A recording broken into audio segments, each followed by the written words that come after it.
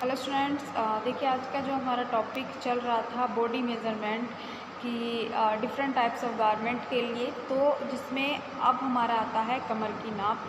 तो देखिए जब हम किसी भी गारमेंट को स्टिच कराते हैं तो उसमें हम अपनी बॉडी के अलग अलग जो भी हमारा गारमेंट बन रहा है या उस गारमेंट में कितने पार्ट्स बन रहे हैं तो उन्हीं पार्ट्स के अकॉर्डिंग हमें मेज़रमेंट देना होता है या किन किन पार्ट्स का हमें मेज़रमेंट लेना है। तो अब आती है हमारी कमर की नाप। तो कमर के नाप वाले स्थान से ली जाती है, यानी कि जो कमर का मेज़रमेंट है वो कमर से लिया जाता है।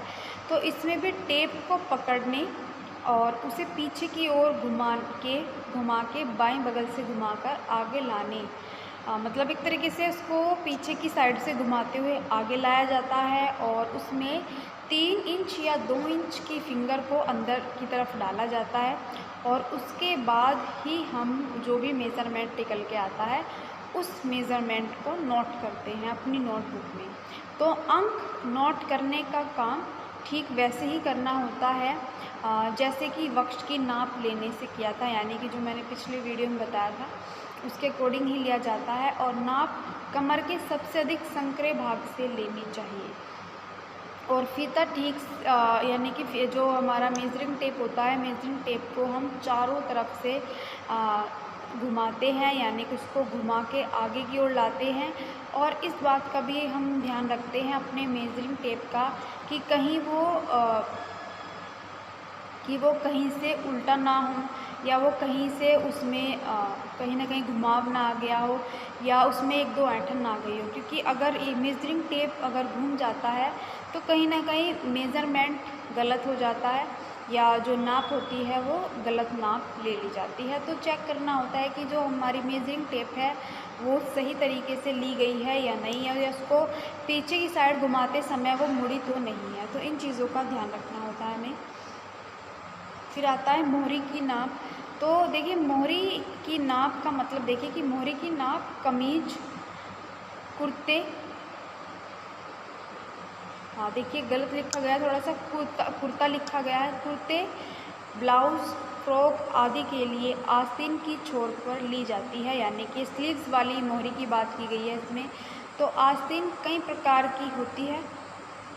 तो कुछ देखिए जैसे हमारी कुछ स्लीव्स होती है, आधी स्लीव होती है हमारी, कुछ हमारी पूरी फुल स्लीव्स होती है और कुछ हमारी बिल्कुल छोटी होती है, यानी कि हमारी ऑफ शोल्डर भी एक तरीके से स्लीवलेस भी होती है वो, या उसमें बहुत कम स्लीव लगी होती है। तो जो हमारी स्लीव्स होती है वो भी अलग अलग तरह की होती है। तो आ, तो कुछ पूरी और कुछ बिल्कुल छोटी होती है। तो अतः मोहरी की नाप लेते समय जितनी लंबी आस्तीन रखनी हो उसी स्थान की गोलाई पर नाप लेनी चाहिए, यानी कि हमें कितनी स्लीव्स लंबी रखनी है वहाँ कितनी लंबी या वो रहेगी। और एक चीज़ का और ध्यान रखना होता है कि हमें जिस भी व्यक्ति का हम मेज़रमेंट ले रहे हैं उस व्यक्ति की इच्छा को भी जान लेना चाहिए कि उस व्यक्ति को जो स्लीव्स है उसकी जो चौड़ाई है वो कितनी रखनी है, उसको टाइट स्लीव्स अच्छी लगती है या उसको लूज स्लीव्स पहननी होती है। तो व्यक्ति की इच्छा को भी एक बार जान लेना चाहिए, या कई बार व्यक्ति जो है फैशन के अकॉर्डिंग बनवाना चाहता है तो उस चीज़ को भी ध्यान में रखना चाहिए। तो इस विषय में व्यक्ति की इच्छा जानकर मोहरी की नाप लेना ठीक होता है, यानी कि व्यक्ति की इच्छा को भी जान लेना चाहिए कि वो लूज़ या टाइट या बड़ी या छोटी स्लीव्स पहनना चाहता है।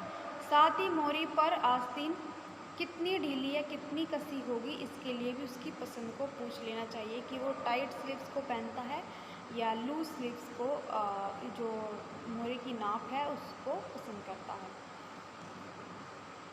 अब आता है कंधे से नितंब की नाप, यानी कि शोल्डर से हिप एरिया तक का मेज़रमेंट है ये। तो इस नाप की भी कुछ वस्त्रों में आवश्यकता पड़ जाती है, यानी कि हमारे कुछ ऐसे बेसिक सी गारमेंट्स होते हैं कि या ऐसे हमारे ऐसे वस्त्र होते हैं कि शोल्डर से लेके नितंब यानी हिप एरिया तक की जो है मेज़रमेंट लेनी पड़ जाती है। तो देखिए कमीज यानी कि जो शर्ट्स होती हैं, बुशर्ट्स होती हैं में इस नाप की ज़रूरत पड़ती है, यानी कि जो नॉर्मल लेडीज़ या जेंट्स शर्ट्स होती है उनको शोल्डर से लेके हिप एरिया तक जो है नापा जाता है या जो उनका मेज़रमेंट लिया जाता है। या मान लीजिए कोई किसी भी लेडीज़ को शॉर्ट कुर्ता पहनना है तो उसके लिए भी इसकी जो है मेज़रमेंट की ज़रूरत होती है। परंतु इनकी लंबाई बहुत कुछ फ़ैशन या व्यक्ति की इच्छा पर भी निर्भर करती है। यानी कि कई बार ऐसा होता है कि एक तो फ़ैशन के अकॉर्डिंग भी इनकी मेज़रमेंट रखी जाती है कि कितनी लंबाई रखनी है, कि फ़ैशन या ट्रेंड में कितनी लंबाई चल रही है। या कई बार ऐसा होता है कि व्यक्ति की जो इच्छा है कि उसको उसकी इच्छा के अकॉर्डिंग भी हम इसको रख सकते हैं कि उसकी जो लेंथ है वो ज़्यादा लंबी रखनी है या ज़्यादा छोटी रखनी है। तो इस चीज़ पर भी व्यक्ति की इच्छा पर भी ध्यान देना चाहिए। तो इसके लिए भी टेप के सिरे को कंधे से रखना चाहिए। यानी कि जब हम मेज़रमेंट लेते हैं तो हमें टेप का जो सिरा होता है, यानी जहाँ से हमारा मेजरिंग टेप होता है, वो हम शोल्डर से रखते हैं और वक्ष के उभार पर से लेते हुए नितंब के उस भाग तक लाना चाहिए जहाँ तक कि लंबाई का वस्त्र बनाना हो। यानी कि वक्ष यानी हमारा जो एक तरीके से छाती का एरिया होता है, वहाँ से लेते हुए हमें नितंब यानी हिप एरिया तक लेना होता है कि और बाकी जो होता है वो हमें व्यक्ति की जो लंबाई है कि उसको कितनी रखनी है या व्यक्ति की इच्छा के अकॉर्डिंग बनाना होता है कि व्यक्ति कितनी लंबाई का इस चीज़ को रखना चाहता है या जो भी गारमेंट वो बनवा रहा है उसको कितनी इंच में उस गारमेंट को रखना है। फिर आता है पूरी लंबाई की नाप। तो देखिए विभिन्न वस्त्रों की पूरी लंबाई विभिन्न प्रकार की होती है। यानी कि अलग अलग गारमेंट की जो लेंथ होती है वो अलग अलग तरीके से होती है। तो अलग अलग वस्त्रों की पूरी लंबाई भी अलग अलग तरीके से होती है या अलग प्रकार की होती है। तो अतः वस्त्र की लंबाई को मापने के लिए यदि ऊपर का वस्त्र है तो या एक तो होता है देखिए पूरा शोल्डर से लेके हमारे पूरे नीचे पैरों तक का होता है। और कई बार ऐसा होता है कि जो भी हम गारमेंट पहन रहे हैं जैसे फ्रॉक है या कोई कुर्ता है शॉर्ट, तो अलग अलग गारमेंट हो गए तो उन्हीं के अकॉर्डिंग उसकी मेज़रमेंट ली जाती है। तो वो गारमेंट के ऊपर डिपेंड करता है कि वो गारमेंट क्या बन रहा है। तो अतः वस्त्र की लंबाई को मापने के लिए यदि ऊपर का वस्त्र है तो कंधे पर टेप का पहला सिरा रखना चाहिए। यानी कि पहले हम शोल्डर से लेंगे तो, और यदि नीचे पहनने वाला वस्त्र है तो कमर पर रखना चाहिए। यानी कि अगर हम ये चीज़ देखते हैं कि हमारा अपर गारमेंट बन रहा है या लोअर गारमेंट बन रहा है, ठीक है।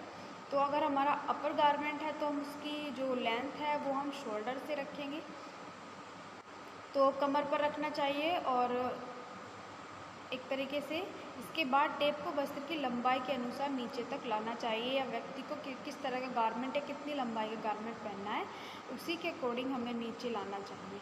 ऊपर के वस्त्रों के लिए टेप को वक्ष के उभार से निकालना चाहिए। यानी कि जो हमारा छाती का एरिया होता है शोल्डर से लेके छाती के एरिया से निकालते हुए हमें जहाँ तक भी गारमेंट रखना है वहाँ तक रखा जाता है। और जैसे कि मान लीजिए फ्रॉक की लंबाई है तो फ्रॉक की लंबाई हम शोल्डर से लेके लगभग घुटने से कुछ ऊपर तक की रखी जाती है। वो भी पहनने वाले के ऊपर डिपेंड है।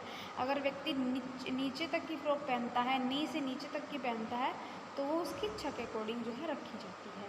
तो वही शर्ट कमीज की जो लेंथ होती है वो नितंब यानी हिप एरिया तक रखी जाती है। और ब्लाउज़ की जो लेंथ है यानी कि जो लंबाई है वो कमर तक की रखी जाती है। तो अलग अलग गारमेंट के लिए अलग अलग एक तरीके से लंबाई जो है रखी जाती है। ये डिपेंड होता है कि व्यक्ति अपर गारमेंट बना रहा है या लोअर गारमेंट। तो शरीर के निचले भाग पर पहनने वाले वस्त्रों की लंबाई विभिन्न नामों की अलग अलग नापों की होती है। तो जैसे मान लीजिए हाफ पैंट को घुटने के ऊपर तक लिया जाता है, यानी कि अगर किसी को हिप एरिया से घुटने तक ली जाती है। और अगर फुल पैंट है तो उसको हम हिप एरिया से नीचे तक लेंगे। और अगर ट्राउज़र है तो पैर का जो टखना होता है या जो सलवार होती है यानी एड़ी तक की जो है ली जाती है।